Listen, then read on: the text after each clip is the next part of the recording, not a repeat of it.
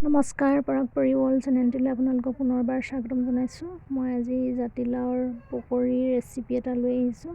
এয়া জাতিলাও কেইডোখৰ ধুনীয়াকৈ বাকলি গুচাই গোল গোলকৈ পাতলকৈ কাটি ল'লোঁ। আপোনালোকে জাতিলাওৰ পকৰী বনাই সকলোৱে খাই, মই কিদৰে বনাইছোঁ সেয়া আপোনালোকক দেখুৱাবলৈ লৈছোঁ। এতিয়া ইয়াতে নিমখ এচুকুট দি পিনে ধুনীয়াকৈ সানি লৈছোঁ। আৰু যিসকলে এইদৰে জাতিলাওৰ পকৰী বনাই খোৱা নাই সেইসকলৰ কাৰণে ৰেচিপিটো শ্বেয়াৰ কৰিছোঁ। এতিয়া ইয়াতে বেচন এহেতা লৈ লৈছোঁ।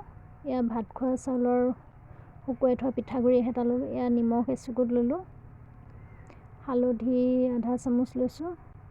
ৰেড চিলি পাউডাৰ গুড়ি আধা চামুচ লৈ পেলাই এতিয়া ধুনীয়াকৈ সানি ল'লোঁ। ৰেচিপিটো যদি ভাল লাগে লাইক কৰিব, কমেণ্ট কৰিব, শ্বেয়াৰ কৰিব আৰু মোৰ ভিডিঅ'টো যদি প্ৰথমবাৰলৈ চাইছে তেনেহ'লে চেনেলটো ছাবস্ক্ৰাইব কৰি ল'ব। মই ইয়াতে পানী দি আকৌ ধুনীয়াকৈ ঘুলি লৈছোঁ।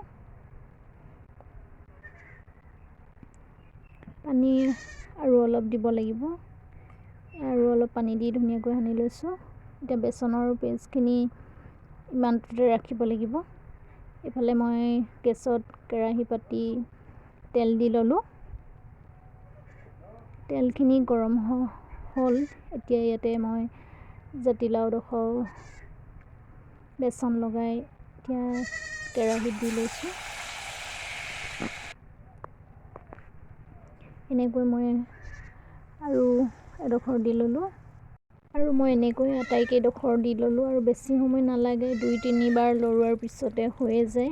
আপোনালোকে এইদৰে যদি জাতিলাওৰ সৈতে বেচনৰ পকৰী বনাই খোৱা নাই খাই চাব পাৰে। পৰিয়ালৰ সৈতেও আৰু আলহী আহিলেও আপোনালোকে তৎক্ষণাত বনাই খাব পাৰে। মোৰ এইকেইডোখৰ হৈ গ'ল। মই এতিয়া এখন কাঁহীত কাঢ়ি লৈছোঁ। খুব কম সময়ৰ ভিতৰতে বনাব পাৰি। খাবলৈও বহুত টেষ্টি আৰু বনাবলৈও সহজ, আৰু তেলো বেছি নালাগে। মোৰ এয়া হৈ গ'ল। এয়া এপিচ মই আপোনালোকক ভাঙি দেখুৱাইছোঁ, বহুত মচমচীয়া হয়। ভিডিঅ'টো ভাল পালে লাইক কৰিব, কমেণ্ট কৰিব, শ্বেয়াৰ কৰিব, চেনেলটো ছাবস্ক্ৰাইব কৰিব। আজিলৈ ইমানেই সামৰিছোঁ। ধন্যবাদ।